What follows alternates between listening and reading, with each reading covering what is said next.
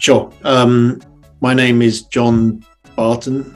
I've been in Japan since late 90s, actually 1998. I was in Tokyo area for a while, but then I came up to Niseko about 14 years ago. Actually went through a number of jobs in that time, from some project management, like around construction, house building, real estate business, sales business, and also and then I moved into kind of property management, hospitality side, so almost like hotel management. And I was involved in a few of the big projects that you can now see built in this area, such as the Vale, Muse, Niseko, and also the Park Hyatt, because I worked for the company called PCBT, who are actually the owners of the Hanazono Resort. So I had quite a lot of involvement there. At the same time, so I have kind of like three or four elements to my job, which may confuse you. But same time, I also have so you contacted me through my website from Niseko Taproom.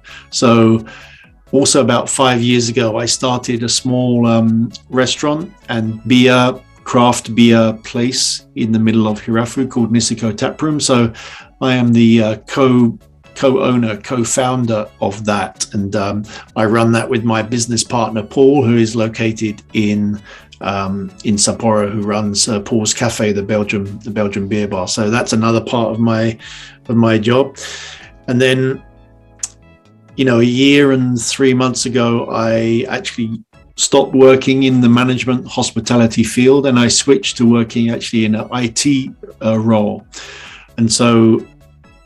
And like a lot of people, I guess, COVID related, I now work remotely. I actually work for an American company called Packet Fabric, who are very strong in networking and cloud storage businesses.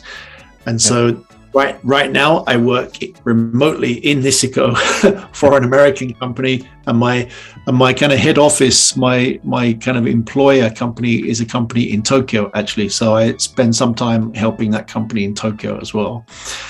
And then the fourth element is I'm also a director on Niseko Tourism. So in terms of, like you mentioned in your email around opportunities for jobs, careers,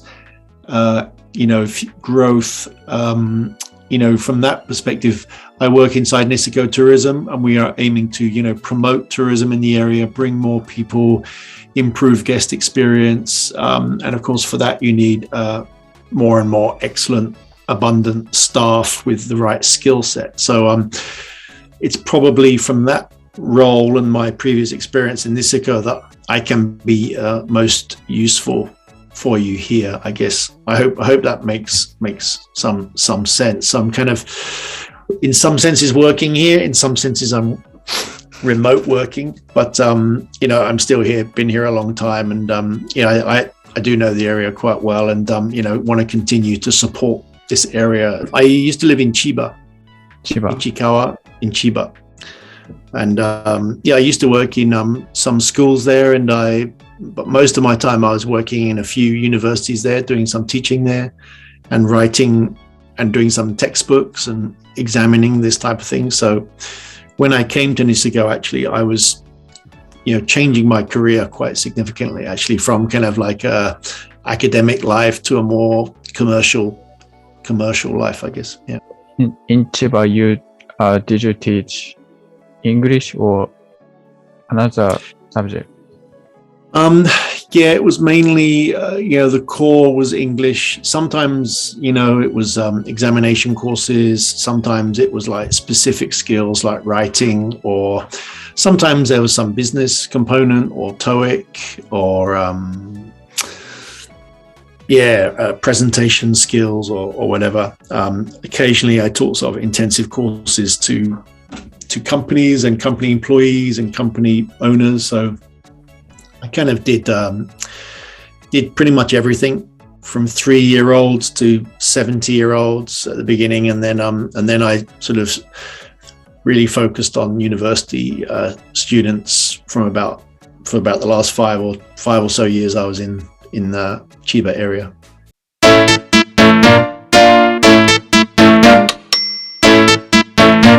Yeah, I guess I wanted to do something different. I wanted to go back to a more kind of business role rather than teaching role. And if you know Niseko in Japan, it's kind of a good place of opportunity if you're, particularly because of English skill and kind of cultural awareness of Japan and some Japanese skill, but ability to communicate with the foreign audience. That was a crucial thing here. So, I heard from a friend of mine that was Niseko had some opportunities back in 1997, 1998 time, and 2000. Sorry, that's when I came to Japan. 2728 was when I was hearing about Niseko, and I came up here and just sort of saw what happened and managed to get, at the time it was quite kind of a boom town at the time, and it was quite easy to get a job in that period, that time. At the beginning, I worked for like a house building company, doing some house building projects but also selling those houses.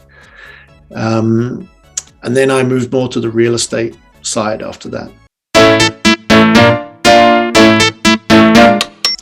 Well, to be honest, I came into town and I was, I heard that some companies are looking for staff. So I just went and I did some interviews with a few different companies, and finally I got an offer from that particular company, and it looked good, and the package looked good, and so I decided to take that particular opportunity at the time.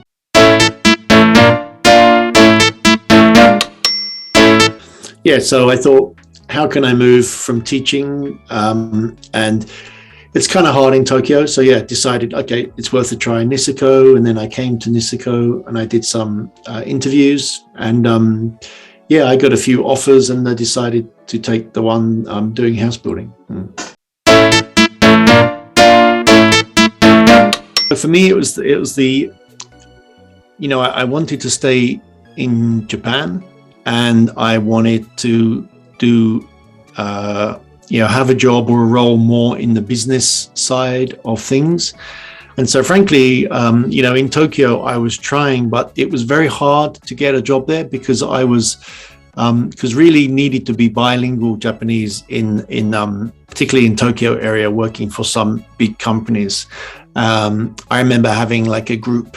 My Japanese is not terrible, but it's not good enough probably. So I remember having some interviews, with Japanese, a group, and it's really hard to look good. So, but when I came to Niseko, I found the reverse is true. I found that they valued English really over Japanese, even though Japanese is very useful here. Obviously, this is still Japan, and still the base of all the people here is Japanese, but there was a lack of English skill, and probably, to some degree there still is, although obviously COVID has had a big impact on the business here.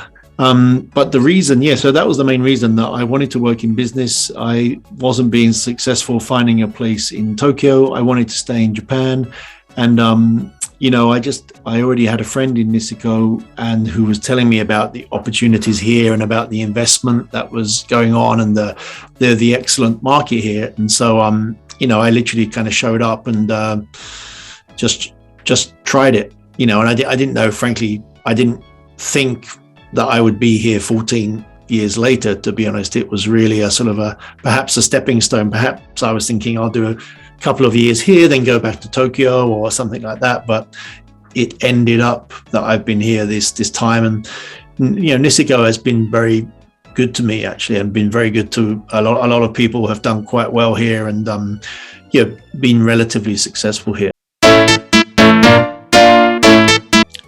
I mean, the company I worked for initially, of course, is technically a Japanese company, registered in Japan, pays taxes in Japan, was established in Japan, but the owners of the company were Canadian guys. So I guess you can kind of call it, you might decide to call that a foreign company, but it's still a Japanese company run by foreign people in Japan. So it has a lot of, foreign elements, a lot of English speaking, but still a core also of Japanese people working there. So it's a lot of all companies, especially in this Niseko area, who are, if you're in the real estate business or property management business or, architecture or any of these, ski schools, all these businesses have a kind of, as you say, an international feel to them. They have definitely native English speakers quite often from Canada, Australia, New Zealand, the States, UK, all over the place.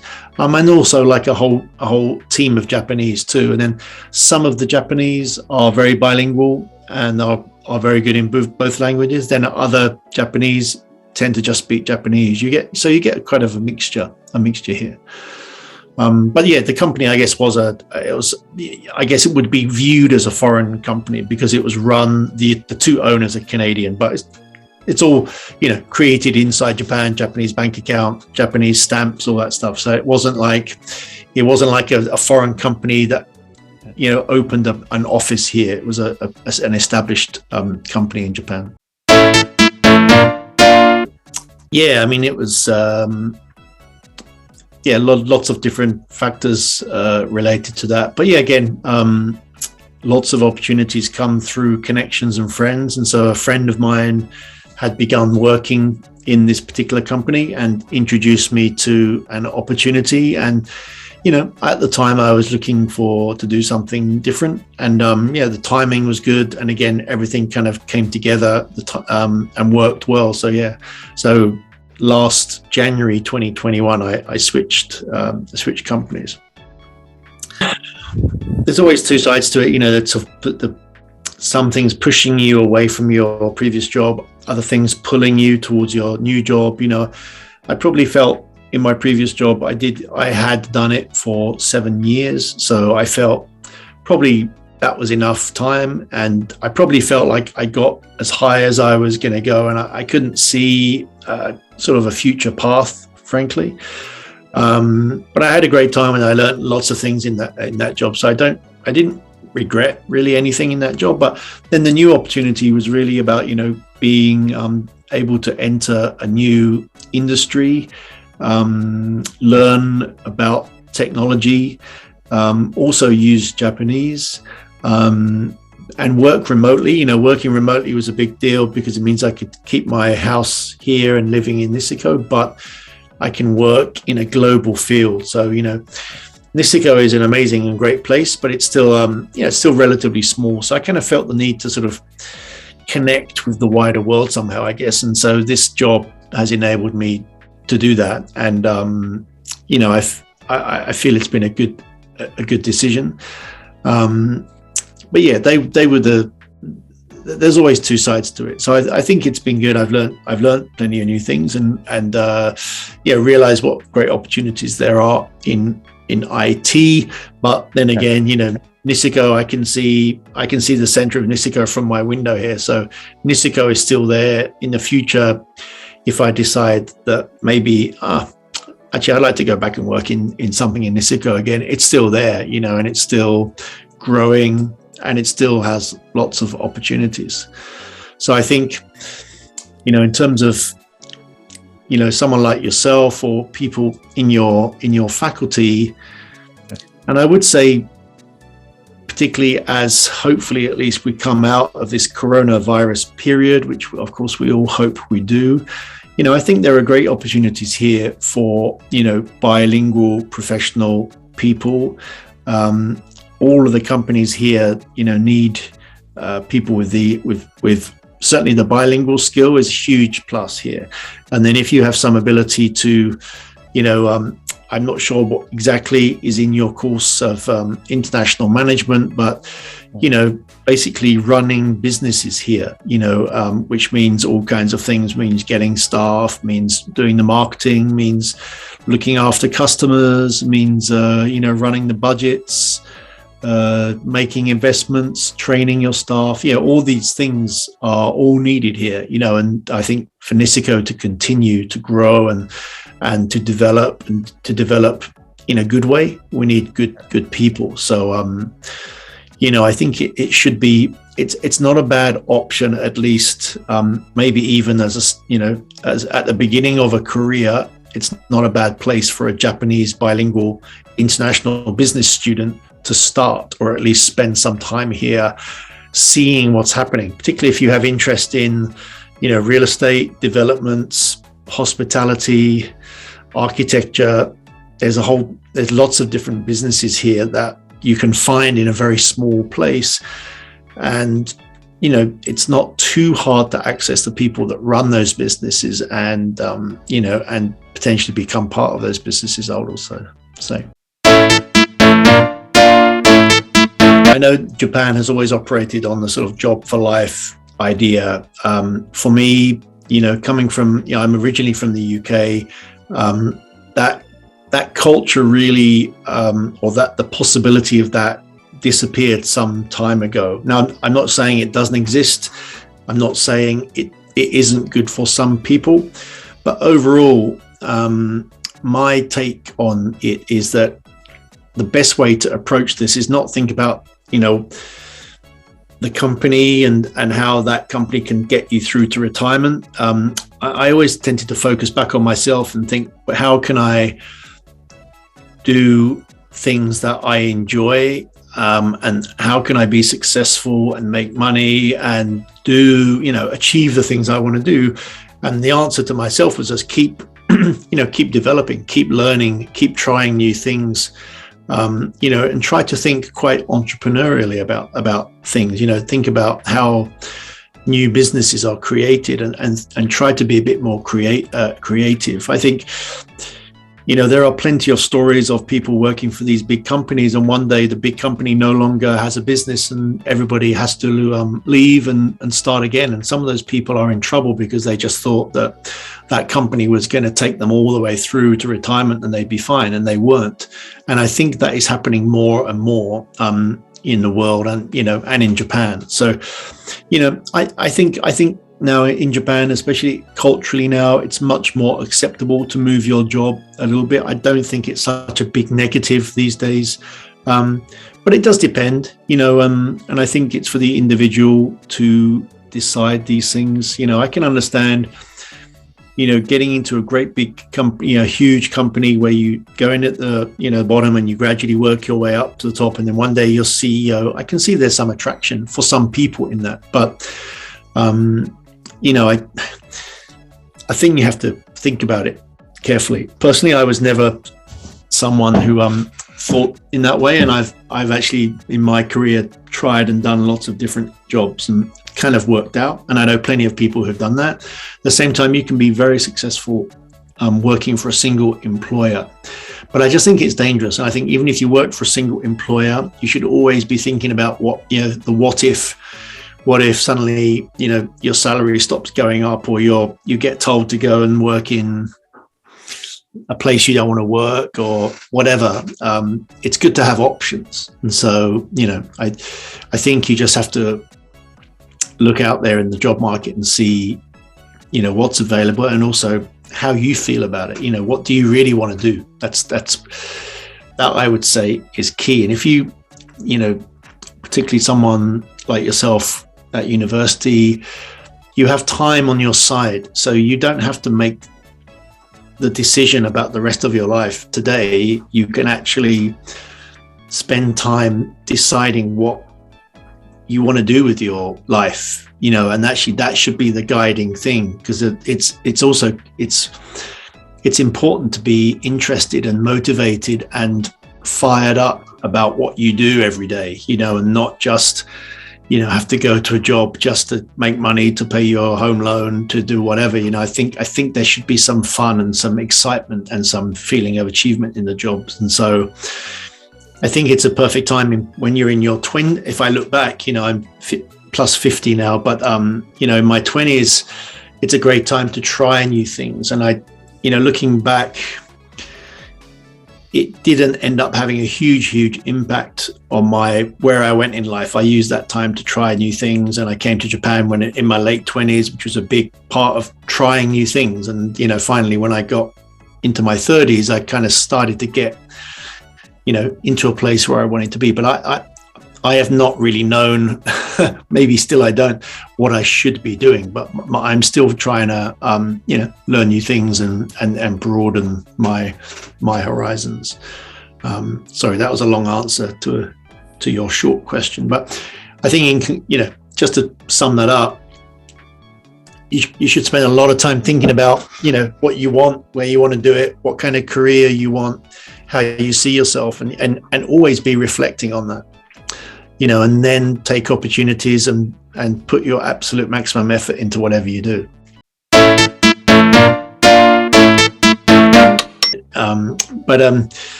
All I can say is keep, for me, a lot of it's been keep studying, keep reading, keep looking at what's going on in the world, and then bring it back to yourself that there will be things. We all have it. There will be things that you feel you are good at, or you enjoy it. Well, there's some activity that you particularly find inspiring, or a person you find inspiring. And these are little signals in your life that should begin to guide you. So I think it's partly kind of looking inside you. Do you love, depending on which direction, but you love managing and teaching people, maybe you want to go into the training part of a company, or do you love sales? Do you love making deals, and do you love making money? Is that something that really inspires you? And so I think you need to, obviously you have to feed yourself, but at the same time, you should always be searching for that thing that really resonates with you. If there's one regret I had is that, from all my life, I've always been doing some kind of writing, and I should have pursued that more aggressively when I was younger, because it's always in my life, but I've only ever kind of did it on the side. And so I sometimes wonder if I'd really pursued that when I was a bit younger, maybe writing now would be a big part of my life and I wouldn't be doing what I'm doing. But I just kept writing on the side, and maybe I should have put writing in the center of what I was doing and seeing if I could become a copywriter, or write books, or write film scripts or whatever. But, that's just something I would pass on. So I think all of us have things that inside us we like, we're good at, we find inspiring. Time kind of disappears when we're reading about it or doing these things. I think you pay attention to those things and see if you can bring those into your working life. So you can write a book about that topic, by the way, what to do with your life. But I think is don't just accept what the world's giving you. I think you've got to have your own, you've got to come up with your own objectives, and I think the great way of doing it is read, see what other people have done, see what resonates with you, and then go off and be ready to make mistakes. Don't think you're gonna hit the perfect job on the first job you ever get, and then the rest of your life is going to run smooth. Not going to happen. You need to keep trying and then change direction. If you think you're slightly not enjoying it or it's making you unhappy, no point in doing that. Change direction. Go towards something else. And so I think and that's what's good. If you're able to change your job, you can at least, improve your situation if you don't happen to like the place where you are. And if if you've got great skills, which is the other thing you have to keep going, is keep the skills going up, learn about technology, learn languages, learn, how to do things that other people find difficult to do, because then you'll always have a job. And so I think you've got to keep all these things going. There's never been such a great time to learn, the amount of online courses, many of them free, the amount of content online, experts doing videos and talks about, you can learn anything so easily now, almost for free, which I think is remarkable. When I was graduating university in the early 90s, there was nothing like this. It's a totally different world. I had to go to the library, to find out information. These days, you can find it in a second. So I think it's a huge advantage that people have, but it's also it confuses things, so much information. So I think you've got to focus as well. You've got options, but you should choose things to keep on studying and keep going, and never stop studying and reading. That would be one of my best pieces of advice I would give. The world's changing too fast just to stop. When you leave university, that's really only the beginning. That just gets you to the start line. The world's not going to stop changing when you graduate from university. So you got to keep up, and you got to keep looking what's going on and how to position yourself well in industries or in jobs or in companies, or you start your own company if you see something. That's another great option if you can make it successful. Very stressful option, but it can be a great option for the right people. Yeah, I mean, it's definitely true, and I think it's hard. In my previous job, I did used to interview and recruit and give jobs to lots of people, and it is true to say it's very hard to present a job perfectly on a piece of paper, and it's also hard for the person who's applying for the job to really understand the job until they're actually doing it. So that's one thing I really noticed, is you never quite know until you're actually doing the job, what that job is. And that's a difficult thing for the people applying and for the company employing the person. And it does depend, smaller companies are going to be, expecting you to be much more flexible and do all kinds of crazy things as part of being in a small company. A big company may be the opposite. It may just want you to do one thing because there's so many people doing different things in different departments. You might just do this one thing. You don't worry about that. Don't worry about that. Just do this, which can be good and bad as well. I think these are things you kind of get to know through experience. Once you get to know industries and, critically, and it's something that you don't necessarily have when you are younger, but just knowing people in different industries is huge, because it's really helpful to get like an insider. For example, if you apply, if I was applying to go and work in, Chuo University, I would look around and think, do I know somebody who has worked there, who knows somebody who works there, who knows about Chuo University? And I'd like to get some information, like, is it a good place? And, do people are good students, stuff like that. And so I think using your networks and other ways of getting information is a good way to filter, compared to just going online and going, is Chuo University a good place to work? Google, probably not going to be great information coming back. Much better to know somebody, or to use somebody, on a social network, or a friend of a friend, or a friend of your father's, or whoever it might be. It's really good to try to use a network, so like your initiative today, reaching out to someone like me, this is kind of more general information, but people are generally very happy to have a chat with people, and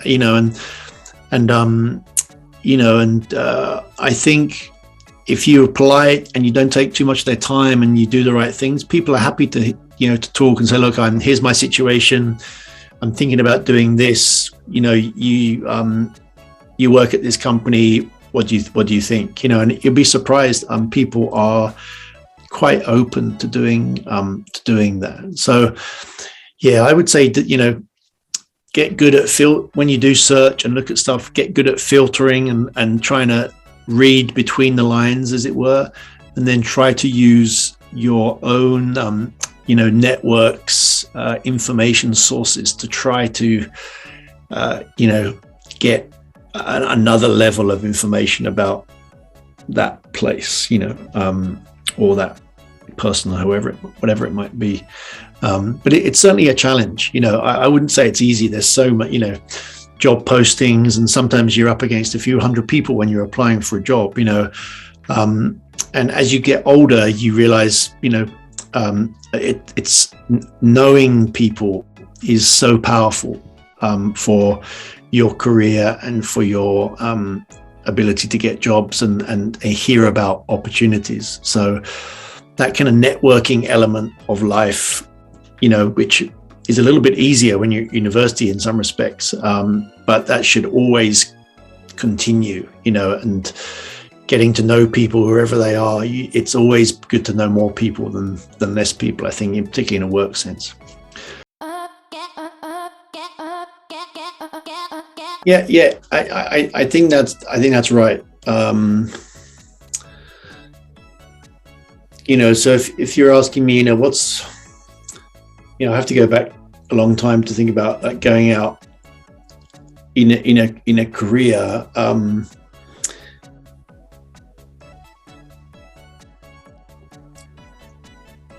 And I remember using the career center at my university, and it was great because you get lots of good job postings, and you would apply in the traditional way, send your CV, and there's a whole, if you are in that game as well, there's a whole art around, these days companies use AI to filter resumes and things. So there's various skills to getting yourself to the interview stage, and of course some people, there used to be the most attractive jobs, of course, have thousands of people going for them, and there's a certain amount of luck getting to the end as well as skill. Those are kind of like I guess overall you're less likely to succeed against that kind of competition unless you're some kind of superstar. So I would, that should be one of the methods, that they apply for everybody should apply for their dream job, with the dream salary, or if that's what they want. At the same time, there are other ways of getting jobs, and some things are more informal, like in a place like Niseko, it's not so formalized perhaps as maybe sort of like a big city like Tokyo, where you've got big companies with very clear HR systems and recruitment policies. Sometimes in Niseko, it can be done differently. You might just hear that somebody's available to work, and you might think, we've been looking for somebody to run, that hotel over there. That person could be perfect. Why don't we go in there? Because it's somewhere like Niseko too, it's not easy to have the choice of the best labor. So in some respects, places like this are more likely to be flexible about how they employ people. And certainly, when I was working more for my previous company, sometimes I would know about somebody who's available, and I would keep that in my mind, and I would think about a job that we could kind of create, or a job that would come up in time. And then when that job comes up, I would match that person with that job. So I guess what I'm saying is, there's different kind of methods going, there's different kind of ways of approaching it. But if you, it's good to be trying all of them. I think if you just only apply for the dream jobs that thousands of people are applying for, maybe you win the lottery, maybe you don't. But if you only do that, you may come up with zero. So it's good to think of some other methods to using your network. Even just showing up, if you're like, really, I want to work in Niseko, even just showing up here and sending a few mails to local business people and going, look, I'm thinking I might be interested in working in hotels or something in the future. Do you mind if I meet you and have a cup of coffee or whatever kind of thing? Some people will be okay with this, So that's kind of more about Niseko, I guess. But sorry, I'm going off topic. But I think if you just go into job searching mode, I don't think you should be in a huge hurry to find your perfect job. I think you should really keep focusing on the skills you have and the kind of your natural interests in different areas, and move yourself over a long. If you don't come up with the perfect job straight away and you're wondering, oh my God, what am I going to do with my life? Don't get stressed out. Just keep on course, keep studying, keep making connections, keep reaching out. It's finally a bit of a numbers game, but I would say, I know in Japan there's a lot of pressure from parents and society. It's like, you graduate university straight into a big company, and then that's it. Away you go. And for some people that's great and they'll do well. For other people, maybe they don't get that kind of job and they find themselves wondering what to do. And I would just say, don't, in that situation, don't panic. There's plenty of time. Just keep doing something. Do some action every day, something or other. Learn something new, mail somebody new, reach out on LinkedIn or whatever method you want to choose, and keep moving forwards. So it sort of depends. Yeah, it depends on how successful you are going out. I guess your university is probably well regarded, so maybe a lot of companies probably just want to grab you guys and away you go. But maybe not everybody. So I would say don't panic. If you're in your early 20s, there's plenty of time.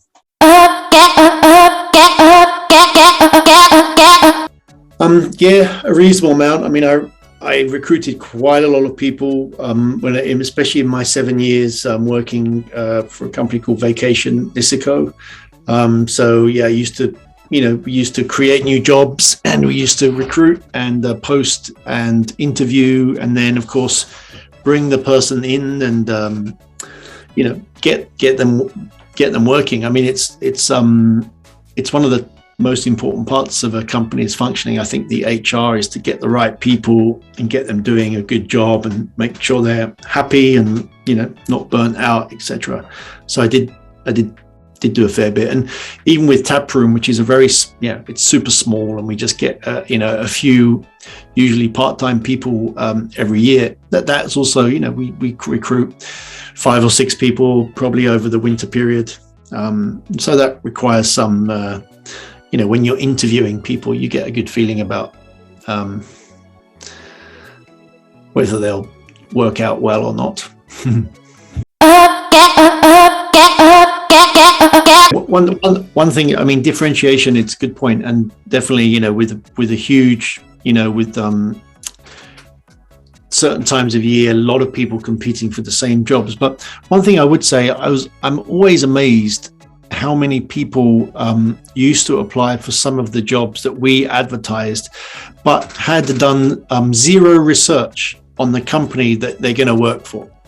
And they literally, you just sense that they just, they just sit in front of a computer going, apply, and they're just doing like a, sort of bombing campaign with their resumes, just sending out as many as possible. And then, and when you get to a situation, so why would you like to work for, this company? They're like, they'll make up something very unconvincing. So one simple thing that everybody can do is just spend some time looking around the website of the company that you want to work for. It's actually amazing how few people do that. I'm always amazed. And look at the company, and try to understand something about the company that you want to work for. Like what are they trying to achieve? What are the company's problems? What are their markets? How can you help that company or that person who's interviewing you become more successful?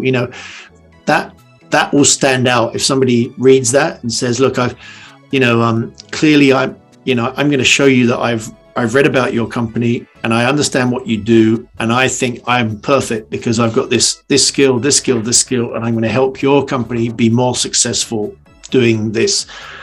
Just that alone, I think, will put you in the top 25% from what I've seen. So I would recommend, even though it takes a little more time, is the companies that you apply for or the opportunities that you go for, spend some time learning about what they are looking for and why, and give them an easy reason to give you a job. If you can show that you already working for them because you're interested in that company rather than just sending out loads and loads of CVs because you're worried that you might not be able to get something. Still, you got to be happy with the job. So it's two-way. You should research it so that you actually can identify and you feel motivated by that company or that job. Otherwise, both sides lose. If you don't care about what you're doing, you just do it for a salary. That's not ideal. So that's one thing for differentiation. That's one thing I would say is just do some research and really get a clear view of how you can fit inside that company and how you can help that company. Yeah, the main purpose of the website to be as Niseko Taproom is maybe not a great example of in fact, when I'm thinking about making our website, I'm not really thinking about recruitment, making our website. I'm thinking more about customer information for customers. So telling them, when we're open, what we do, where we are, that kind of thing. At the same time, I hope that when people go onto our website, they can see, what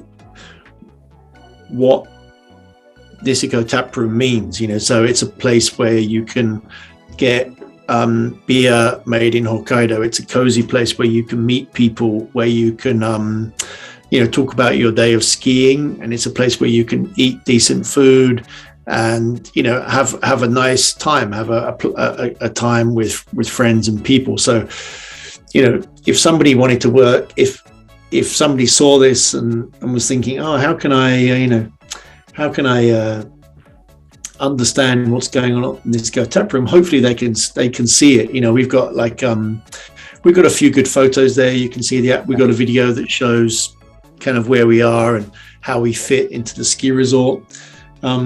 We got our contact details. People can see where we are. We got pictures of our food. So hopefully people can get an idea, and hope, and even there's some section.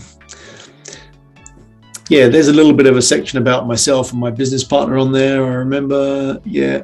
And so you get a sense of what we're like and, what kind of products we do. And of course, our company is very small and very simple, doesn't employ many people, but every company will have some clues about how it operates and its philosophy contained within its website. And I think I have to say with the Taproom, we're quite lucky. We actually get people, we don't really have to advertise. We get people writing to us every year going, can I work at the Taproom? Because we have an excellent location and we have good brand name and we have, outstanding reviews on Google. And, people often who want to work in a ski resort often want to work in a bar environment so they can ski in the daytime, so we're kind of lucky there. But I'm also, when people do apply to work, I want to see some evidence that they have some passion about beer, for example. And if they don't mention that, then it's very unlikely that because I'm saying, this is a place where we sell beer. If you don't know anything about beer, then this isn't going to work out. So I want them to show me that they have some knowledge or previous experience of handling beer and they like it and they can talk about it, understand it, and give our customers a good experience in the bar. That's a simple example, but every company will have a similar kind of outlook. If I'm an advertising company, I need to sell advertising to people. I need people who have got, I want to see kind of what ideas they've got, what kind of advertising they like. What have they ever made an advertisement? What kind of, have they ever done promotional work? Why do you want to come and work in my advertising company? What do you like about it? What projects have we done that you like? So that kind of information you can find on various companies' website. And I think you need to kind of just go a little deeper into it and think, okay, what do these owners want? They want to find great people that are passionate about the product and want to make our customers happy. That's finally the only way companies get money is customers give them money. So how do you do that? You've got to give them something they want and charge them for it. And so, that's the bottom line is how can this person help my company make more profit, basically? So Taproom is kind of maybe a good example, very simple example, but I think the website shows that, we're passionate about certain things. And if the person was thinking about working there, want to see evidence that they are a good fit for that.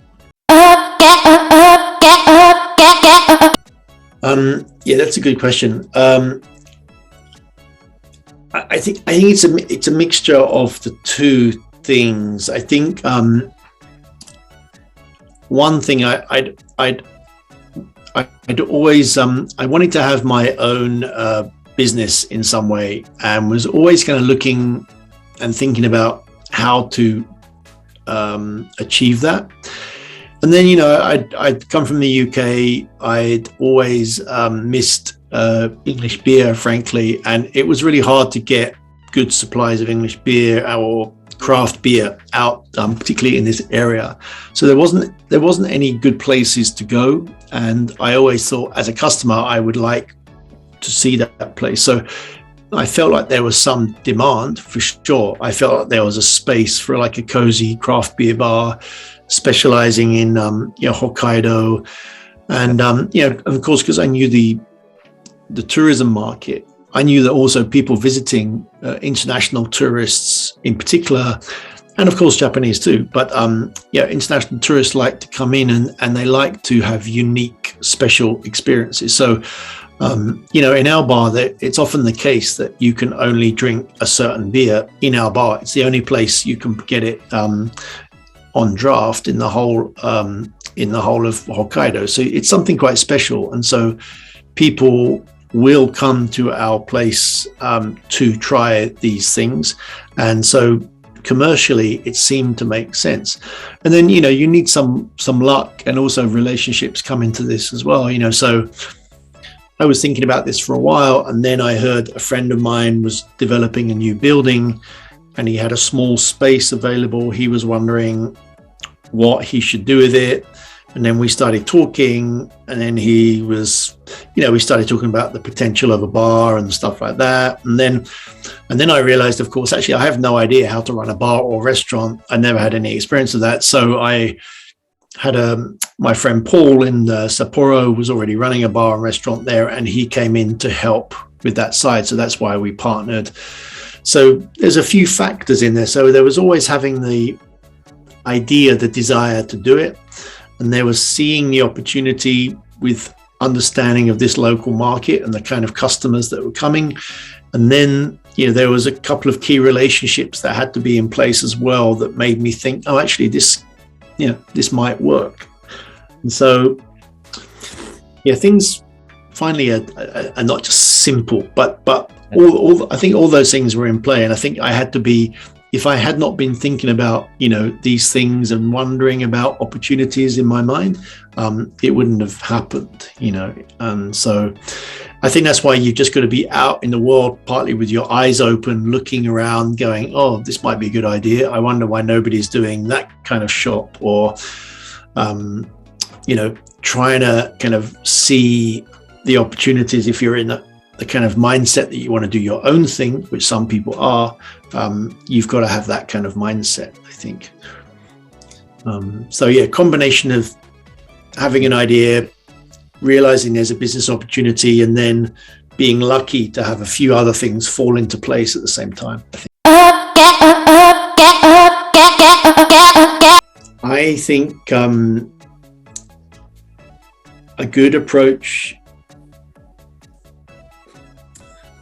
Yeah, I guess, I would say there's lots of approaches you can take, and, why not try all of them? Why not apply for the dream jobs? Why not do those things? When you're in your 20s, you have plenty of time to try stuff, make mistakes, realize, learn more, do it again, try again. The time is a real advantage in that age. And so I would say don't feel under too much pressure to try and find the job for life, unless that happens to be the thing you really dream about, and that is your definition of a dream job. But I think you've got plenty of time to think what is, life is short and life is very precious, and don't waste it. And so it's a good time to start thinking what do you want to do, and you have the luxury of time at that point. And then you know, the accumulation of small amounts of activity adds up to a huge amount of change in your life. So, you know, once you have some ideas about the direction you are going, just start taking action. You know, if you want to live abroad one day, you know, you speak English, maybe learn another language. Maybe, you know, you realize, actually, you know, I need to know about, I want to do this thing, but I need to know about some coding skill. So, you know, start doing a course in coding, start learning about that, or find someone who knows about that. Or, you know, so, you know, I'm not thinking of great examples here, but, you know, once you realize your immediate path, because you may change in the future, but once you start on that path, start doing stuff. Don't just kind of sit back hoping the world's going to give you stuff. It won't. You have to go and do stuff. And, you know, there's nothing like taking action. But you don't have to take huge action all the time. You can take lots and lots of small steps and start, you know, and continue doing that, as you know, over a period of time, and you'll be surprised at the how big an impact that will have.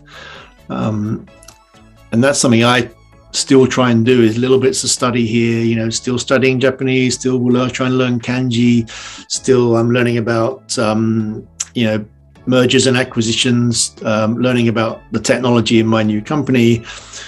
All these things I enjoy, but they take me kind of forwards, you know, and maybe they open up more opportunities and I realize other things as I do it.